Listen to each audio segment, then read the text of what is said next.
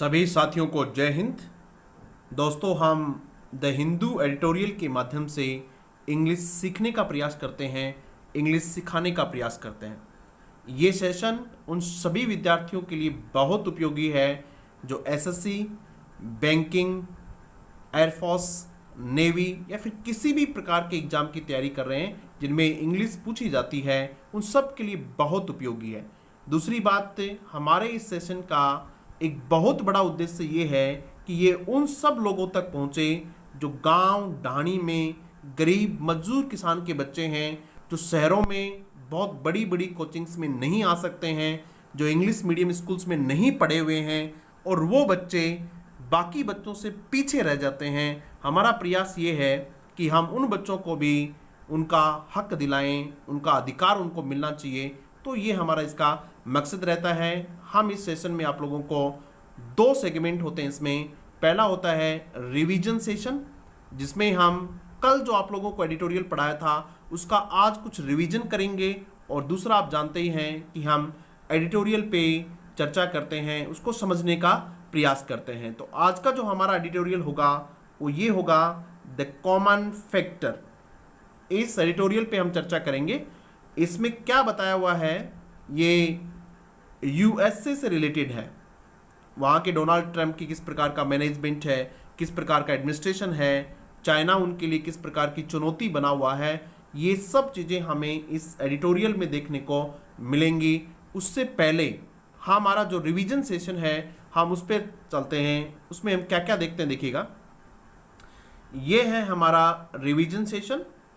इस revision session में हम कल जो आप लोगों को पढ़ाया था उसका रिवीजन करते हैं, उसके साथ ही कॉमन एरर के क्वेश्चंस भी देखते हैं, उसके साथ ही वोकैबुलरी ड्रिल करते हैं। बहुत सारी चीज़ें हम इसमें देखने का प्रयास करते हैं। आप सेशन को अंत तक जरूर देखिएगा और रोजाना देखिएगा। ये जो है इसकी पीडीएफ, अभी जो हमारा रिवीजन सेशन है इसकी पीडीएफ आपको हमारे Telegram channel doctor Ashok Sharma English पे मिल जाएगी। आप वहाँ से इसकी पीडीएफ प्राप्त कर सकते हैं। अब हम आज कल वाले सेशन का रिवीजन करेंगे। तो रिवीजन में जो पहला सेगमेंट है वो होता है match the following. Match the following का मतलब ये है, कल के सेशन में जो हमने 4 इंपॉर्टेंट वर्ड देखे थे, की वर्ड देखे थे, आज हम उनका रिवीजन करेंगे, उनको वापस से देखेंगे और इधर उनके सिमिलर वर्ड्स हैं जो कि सही क्रम में नहीं है। आपको बताना है कि कौन सा किससे मैच करता है। इससे आपके शब्द ज़्यादा आपको याद रहेंगे, आपकी मेमोरी का स्थायी हिस्सा वो बन जाएंगे। तो पहला वर्ड था इनकॉशस। इनकॉशस ये पहला वर्ड है। इनकॉशस वर्ड है INCAUTIOUS। इनकॉशस का मतलब होता है जो सावधानी नहीं बरतता हो, लापरवाह कह सकते हैं इसको, लापरवाह कह सकते हैं इसको। आप लोग लापरवाह कहेंगे तो आपको बताना है कि इधर वाले में लापरवाह शब्द का कौन सा मतलब है। तो इधर है रेकलेस, तो ये इसका सही आंसर हो जाएगा रेकलेस। फिर एक डिटर वर्ड है DETER। इसका मतलब होता है रोकना, स्टॉप। डिटर का मतलब क्या होता है, रोकना, स्टॉप करना, डिस्करेज करना, किसी को हतोत्साहित करना, वो होता है डिटर, DETER। तो इसका इधर देखिएगा कौन सा वर्ड हो जाएगा बेटा, बताओ इधर कौन सा है। इधर डिस्करेज वर्ड है। कौन सा वर्ड है, डिस्करेज। आप मेरे साथ साथ शब्दों को बोलने का प्रयास करें ताकि चीज़ें आप लोगों को बहुत अच्छे से समझ आ जाएं। डिस्करेज वर्ड है। उसके बाद देखिएगा थ्रोटल। तीसरा जो वर्ड है वो कौन सा है, थ्रोटल, THROTTLE, थ्रोटल। थ्रोटल का मतलब होता है किसी का गला घोट देना। स्ट्रेंगल वर्ड होता है गला घोट देना। इसका सिमिलर वर्ड है स्ट्रेंगुलेट, STRANGULATE,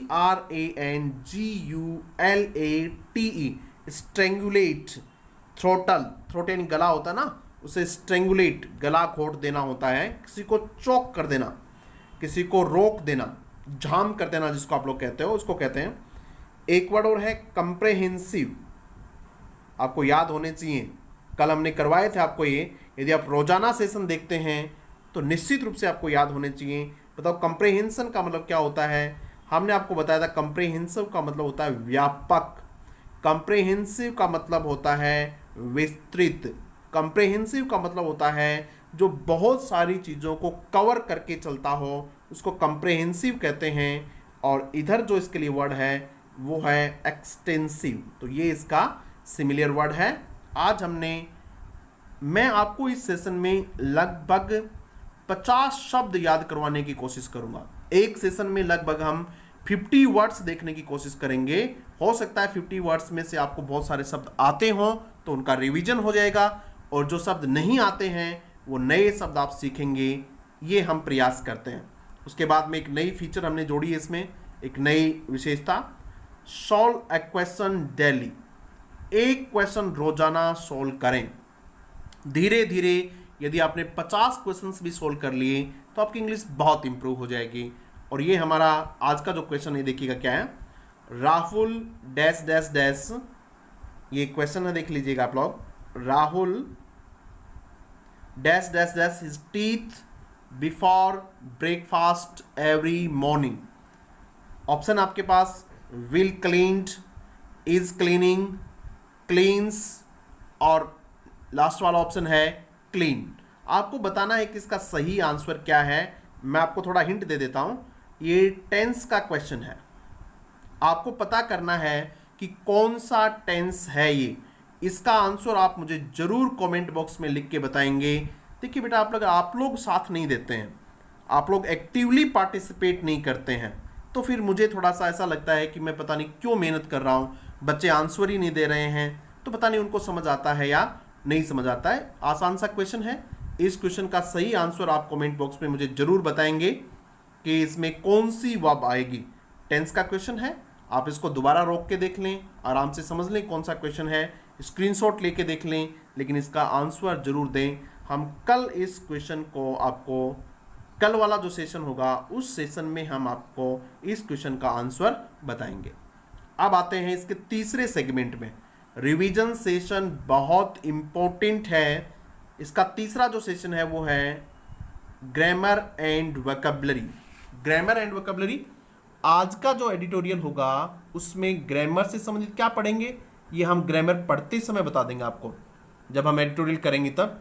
वोकैबुलरी, आज के सेशन के कौन से की वर्ड होने वाले हैं, कौन से मुख्य शब्द होने वाले हैं, जिनके आर बार, जिनके इधर उधर आज का एडिटोरियल घूमने वाला है, वे शब्द हम इसमें देखेंगे। पहला है क्यूगमेर। क्यूगमेर, QUAGMIRE। क्यूगमेर का मतलब होता है दलदल। क्यूगमेर का मतलब क्या होता है? दलदल। ठीक है, वो दलदल में फंस गया, भंवर में फंस गया, उसके लिए एक शब्द है। और इसका जो सिमिलर वर्ड होता है वो ये होता है स्वम्प। SWAMP, ये वर्ड है इसका सिमिलर वर्ड।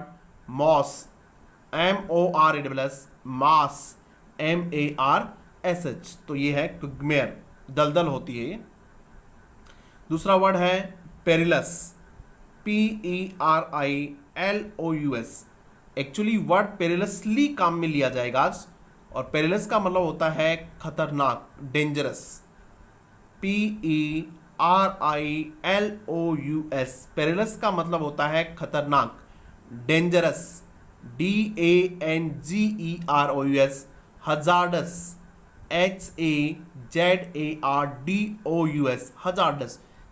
देखो कितने शब्द नए नए हम पढ़ने का प्रयास करते हैं। आप बस इनको नोट करते जाइएगा और लिखते जाइएगा, याद करते जाइएगा, रोजाना रिवीजन कीजिएगा। एक नोटबुक अपनी डाल लो और कम से कम इस सेशन को पूरा सुने, और ये जो रिवीजन वाला सेगमेंट है इसका तो रिवीजन भी करें, 2 बार सुने इसको कम से कम।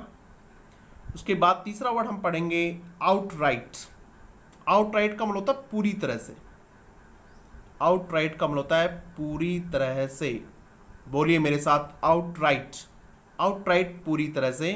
कंप्लीटली, उसका सिमिलर वर्ड होता है कंप्लीटली, COM, स्पेलिंग लिखी हुई आप देख लेंगे। Entirely, ENTIRELY, entirely. Wholly, WHOLL, completely इसका मतलब होता है। उसके बाद एक वर्ड और देखेंगे सैवेज, ये होता है खतरनाक। Acute, ACUT, acute. सीवियर, बहुत गंभीर। Terrible, TERRIBLE, terrible. Ferocious, ferocious का मतलब भी क्या होता है? खतरनाक होता है। सीवियर, SEVERE, टेरिबल, फिरोसियस, ये इसके सवेज के वर्ड हैं। उसके बाद में मॉलिफाई, MOLLIFI, मॉलिफाई का होता है अपीज, किसी को शांत करना, किसी को थोड़ा खुश करने का प्रयास करना। पैसिफाई, पैसिफाई का मतलब भी किसी को जो गुस्सा आया हो उस आदमी को शांत करना। तो ये वर्ड हम देखेंगे आज। यहाँ तक था हमारा द हिंदू का एडिटोरियल।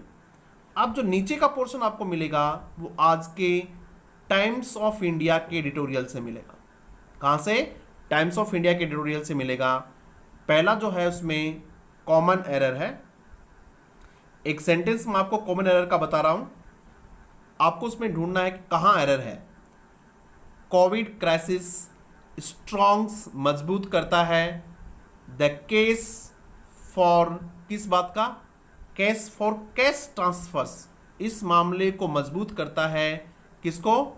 फॉर कैश ट्रांसफर्स, कि कैश ट्रांसफर को बढ़ाया जाए। To replace the messy indirect subsidies, indirect जो सब्सिडीज हैं उनको कम करने के लिए आपको इस एरर को बताना है, कहाँ इसमें एरर है, ढूंढना है कौन से पोर्शन में एरर है। ये क्वेश्चन का आंसर मैं नहीं बताऊंगा, आप लोग कोशिश करेंगे। कल मैं इसका आंसर बताऊंगा आपको, कल वाले सेशन में।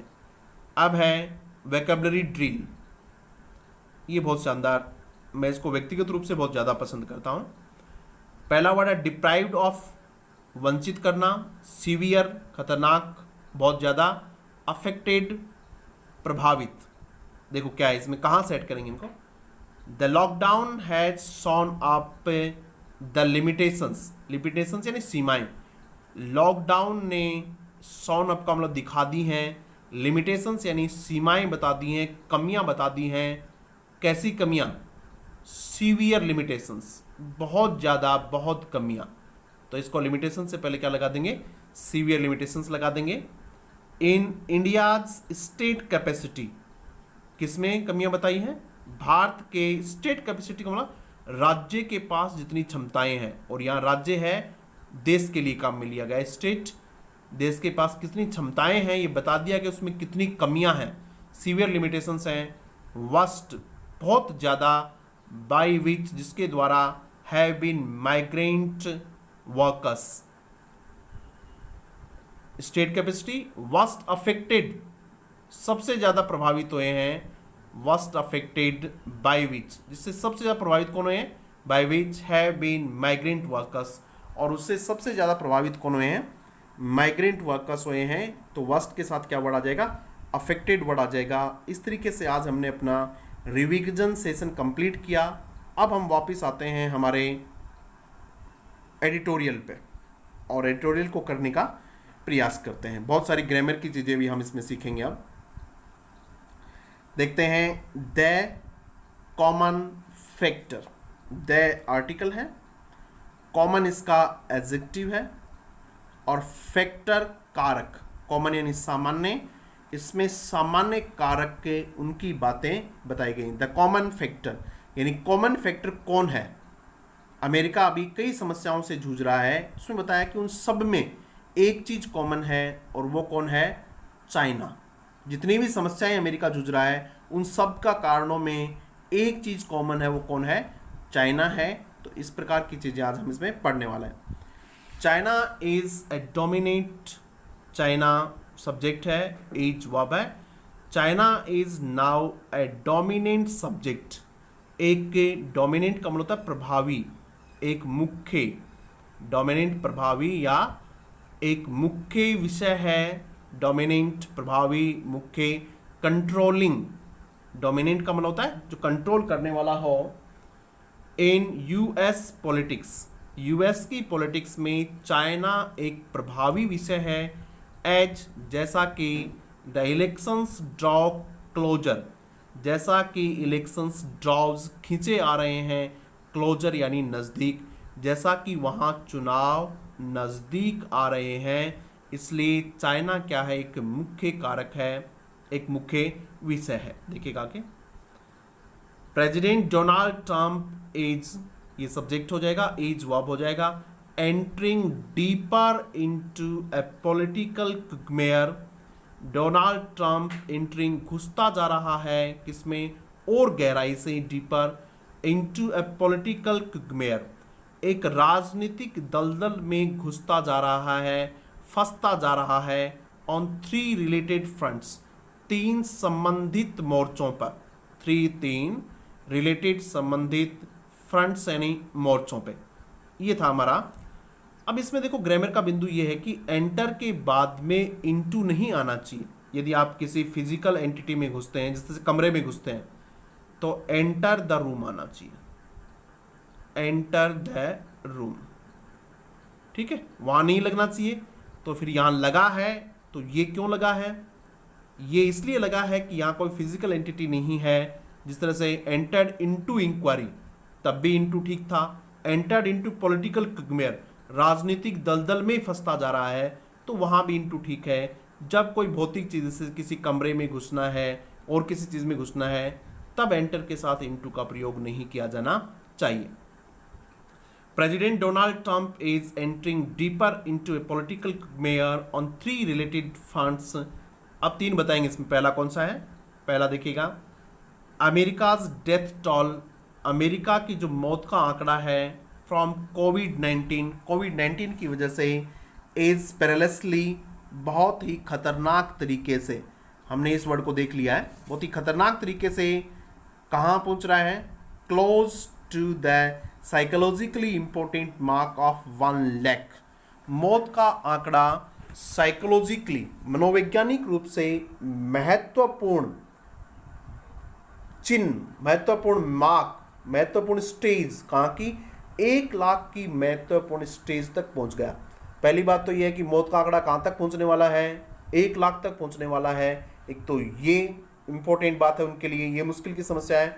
दूसरा, द इकोनॉमी लुक्स, दूसरा देखिएगा इकोनॉमी, उसकी जो अर्थव्यवस्था है, looks to be on the verge of slipping into a deep recession. Economy looks, प्रतीत हो रही है, टू बी, होना, on the verge of, verge कौन, ब्रिंक, किनारे पे, किसके किनारे पे पहुंच गई है, स्लीपिंग, की अब स्लिप होने वाली है, फिसलने वाली है, इनटू ए डीप रिसेशन, बहुत गहरी मंदी में। रिसेशन का मतलब होता है मंदी। पहली बात तो मौत का आंकड़ा पहुंच रहा है 1 लाख के आसपास। दूसरा, अर्थव्यवस्था में मंदी आ रही है। If not outright depression, depression जो होती है ये रिसेशन से भी ज़्यादा मंदी होती है, बहुत खतरनाक मंदी होती है, इसको डिप्रेशन कहते हैं। इफ नॉट आउटराइट डिप्रेशन, यदि पूरी तरह से अर्थव्यवस्था डिप्रेशन में नहीं पहुंच रही है, तो कम से कम रिसेशन की तरफ तो तेजी से बढ़ रही है, ये इसमें कह रहा है। इन द वेक ऑफ, तीसरी बात देखिएगा, इन द वेक ऑफ के परिणाम स्वरूप, in the wake of, WAK, in the wake of का मतलब होता है के परिणाम स्वरूप, किसके परिणाम स्वरूप देखिएगा, in the wake of pandemic impact, pandemic impact के परिणाम स्वरूप, अक्रॉस सेक्टर्स, अक्रॉस सेक्टर्स का मतलब सभी सेक्टर्स में, एक सेक्टर से ज़्यादा सेक्टर्स में किसका प्रभाव आ रहा है। इम्पैक्ट यानी क्या होता है, इम्पैक्ट होता है प्रभाव, अच्छे से समझिएगा चीज़ों को। In the wake of the pandemic impact, pandemic impact के प्रभाव के परिणाम स्वरूप, अक्रॉस सेक्टर्स, सभी सेक्टर्स में, एंड हीज मैनेजमेंट ऑफ, और उसका प्रबंधन, ऑफ बोथ द क्राइसिस, दोनों प्रकार के क्राइसिस, किस प्रकार का क्राइसिस, दो, पहला क्राइसिस कोविड-19 की वजह से मौतें बढ़ रही हैं, दूसरा क्राइसिस क्या है, इकोनॉमी है वो कहाँ जा रही है, रिसेशन और डिप्रेशन में जा रही है। ऐसी स्थिति में हिज मैनेजमेंट, उसका जो मैनेजमेंट है, ऑफ बोथ द क्राइसिस, दोनों प्रकार के क्राइसिस का, एज फेसिंग, वो फेस कर रहा है। देखो इसमें समझो, एज किसके लिए आया है, निश्चित रूप से इसका सब्जेक्ट कौन है, कोई भी सिंगुलर सब्जेक्ट है, तो इसका सब्जेक्ट है हिज मैनेजमेंट, हिज मैनेजमेंट ये सब्जेक्ट है। ऑफ से पहले है ना, यहाँ तक मान लेते हैं, तो वर्ब ऑफ से पहले वाले के अनुसार आती है, और पहले कौन है, his management. His management of both the crisis is facing acerbic, ये होता है सीवियर, बहुत खतरनाक क्रिटिसिज्म उसको मिल रही है, फ्रॉम डेमोक्रेट्स, कहाँ से, डेमोक्रेट्स से, दूसरी पार्टी और डेमोक्रेटिक पार्टी, वहाँ से उसको बहुत ज़्यादा आलोचनाएं मिल रही हैं फ्रॉम डेमोक्रेट्स, इवन एज साथ ही के साथ ही इवन एज साथ ही that 2020 US presidential election draws closer, और इसके साथ ही जो 2020 के प्रेसिडेंशियल इलेक्शंस हैं, राष्ट्रपति के जो चुनाव हैं, वो भी नज़दीक आते जा रहे हैं। देयर इज वन फैक्टर, एक कारक है, that links all three political hazards, एक कारक है जो इन तीनों पॉलिटिकल हजार्ड से ना रिस्क होता है, खतरा, तीनों जो पॉलिटिकल खतरे हैं उसको आपस में जोड़ रहा है। देयर इज वन फैक्टर, एक कारक है, दैट लिंक्स जोड़ता है, ऑल थ्री पॉलिटिकल हजार्ड्स, इन सभी तीनों पॉलिटिकल समस्याओं को, ही इज फेसिंग, जो वह फेस कर रहा है, ही कौन, डोनाल्ड ट्रंप, और वो कौन है, चाइना, वो कौन है भाई, चाइना। तो हमारा टाइटल क्या था, द कॉमन फैक्टर, ये हमारा टाइटल था, द कॉमन फैक्टर। तो इसमें वो कॉमन फैक्टर कौन है भाई, कॉमन फैक्टर कौन है इसमें, वो चाइना इसका कॉमन फैक्टर है। तो ये चीज़ हमारे समझ आ गई। ऑन द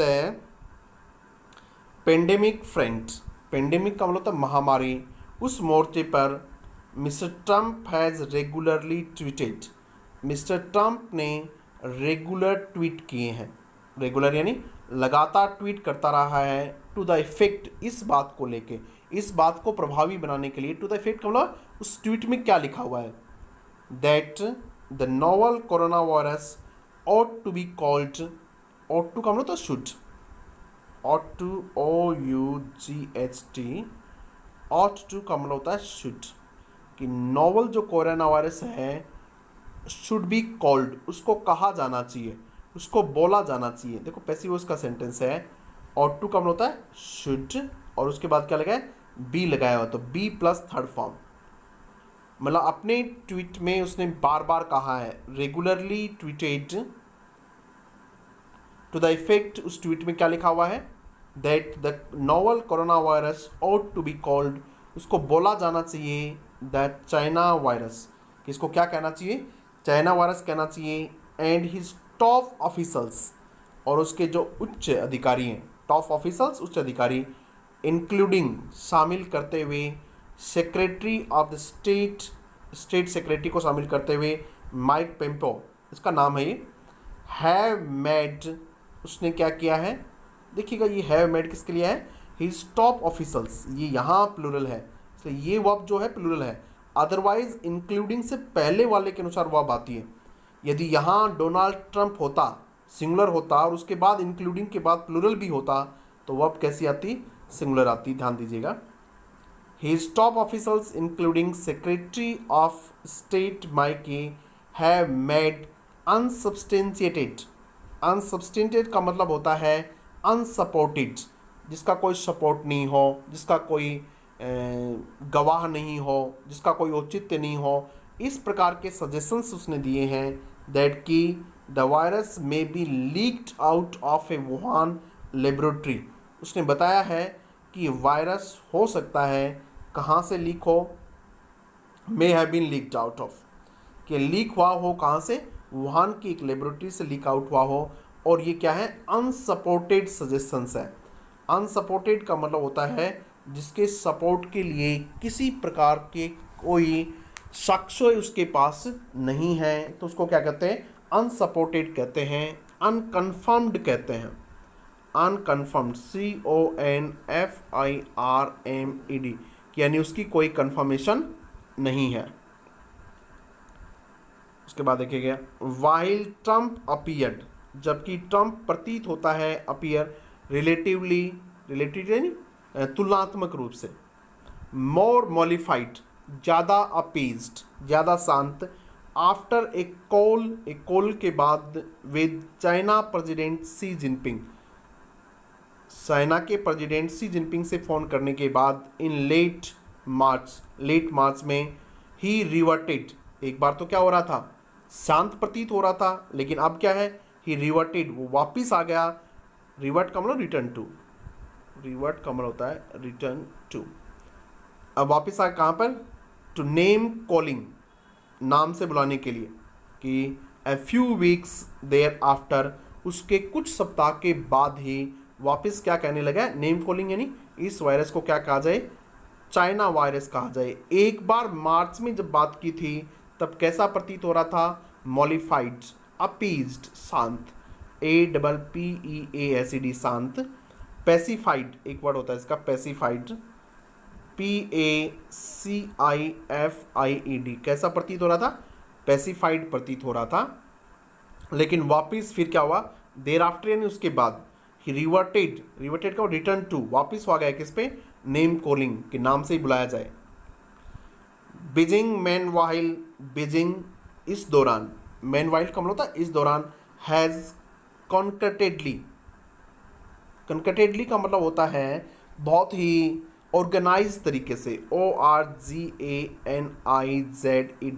बहुत ही ऑर्गेनाइज व्यवस्थित तरीके से, पुस्ट ए कैंपेन, उसने कैंपेन चलाया है, अराउंड द मैसेज, इस मैसेज के चारों तरफ, किसके बारे में, इस मैसेज के बारे में, इस मैसेज के इर्द गिर्द, that the virus contrary to any public verified evidence, किसी भी पब्लिकली वेरीफाइड, पब्लिकली यानी सब जानते हैं आप लोग, वेरीफाइड जिसको वेरीफाई किया हो, इस प्रकार के किसी एविडेंस एंड साक्ष्य, इस प्रकार के किसी साक्ष्य से उल्टा, ओरिजिनेटेड आउटसाइड, वो ये कहता है कि ओरिजिनेटेड आउटसाइड चाइना, कि वायरस कहाँ है, चाइना से बाहर कहीं ओरिजिनेट हुआ है, ये चाइना में ओरिजिनेट ही नहीं हुआ है।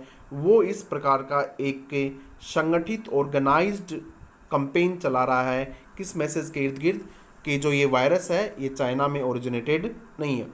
ऑन द इकोनॉमिक फ्रंट, आर्थिक मोर्चे पर, द सवेज का मतलब होता है टेरिबल, TERRIBLE, इसके वर्ड हम दिख चुके हैं। ट्रेड वॉर, जो ट्रेड वॉर चला था, व्यापार युद्ध, दैट रॉयल्ड ग्लोबल मार्केट्स, जिसने ग्लोबल मार्केट्स को बहुत नुकसान पहुंचाया। रॉयल्ड का मतलब होता है इरिटेट, रॉयल्ड ROILED, रॉयल्ड का मतलब होता है इरिटेट, IRRITAT, उसने क्या किया है, इरिटेट किया है किसको, ग्लोबल मार्केट को, वैश्विक बाजार को नुकसान पहुंचाया है, थ्रो पूरी, कंप्लीट, मोस्ट ऑफ 2019, पूरी 2019 के दौरान नुकसान पहुंचा है उनके ट्रेड वॉर का, किनके बीच में, चाइना और अमेरिका के बीच में। Appear to be near resolution, एक किसी रेजुलेशन तक पहुंचता हुआ प्रतीत हो रहा था। Appear to a resolution, resolution का मतलब होता है कोई समझौते तक पहुंचने में प्रतीत हो रहा था। वेन, जब, वाशिंगटन एंड बीजिंग इंक्ड यानी फेज 1 पैक्ट, जब दोनों ने फेज 1 पैक्ट पर समझौता किया, हस्ताक्षर किए, इंक्ड यानी लिखना होता है, फॉर लोअर टैरिफ्स, लोअर यानी कम, टैरिफ का मतलब होता है जो आयात शुल्क होते हैं उनको कम किया जाए, एंड ट्रेड कंसेशंस दिस जनवरी, इस जनवरी में कि ट्रेड कंसेशन दिए जाएं, टैरिफ को कम किया जाए। द पेंडेमिक अपीयर्स, ये जो पेंडेमिक है ये प्रतीत होती है, टू हैव, क्या करती हुई, सेट द प्रोसेस, उस प्रोसेस को सेट करती हुई प्रतीत होती है, बैक कंसिडरेबली, उसको बहुत पीछे ले जाती हुई, कंसिडरेबली का मतलब होता है बहुत ज़्यादा, टू ए ग्रेट एक्सटेंट, ये पेंडेमिक है उस प्रक्रिया को बहुत पीछे ले जाती हुई प्रतीत होती है। बेटा देखो ये थोड़ा सा एडिटोरियल है इसी तरह का, हो सकता है थोड़ा बोरिंग हो लेकिन धैर्य रखें। Neither side will be in mood, अब कोई भी साइड, नाइदर साइड यानी नहीं तो चाइना और न America, will be in mood to make, इस मूड में नहीं होंगे, to make concessions, concession, given that, अब दोनों ही कोई कंसेशंस नहीं करेंगे, गिवन दैट का इस बात को ध्यान में रखते हुए, tens of millions of job have been lost, इस बात को ध्यान में रखते हुए कि मिलियंस, टेंस ऑफ मिलियंस मतलब 10 मिलियन जॉब लॉस्ट हो गए हैं in the US and China, US China is far from a, बहुत दूर है, इकोनॉमिक रिकवरी, और दोनों इकोनॉमिक रिकवरी से काफ़ी दूर हैं। तो अब ऐसा प्रतीत होता नहीं है कि दोनों में किसी प्रकार का कोई समझौता हो पाएगा। इस तरीके से हमने आज का अपना सेशन कंप्लीट किया। आशा करता हूँ चीज़ें आप लोगों को बहुत ठीक लगी होंगी। यदि ठीक लगी हों तो आप इसको शेयर, सब्सक्राइब वगैरह ज़रूर करें। Thank you very much.